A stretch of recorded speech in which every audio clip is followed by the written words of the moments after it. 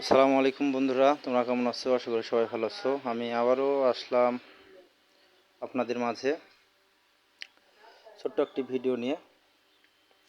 ভিডিওটি করলাম 3 থেকে 4 রকমের আইটেম সবজি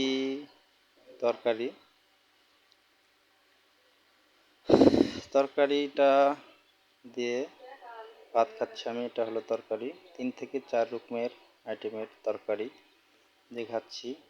খাবারটা খুব সুস্বাদু হয়েছে। ভিডিওটি করলাম শুধু বিনোদনের জন্য।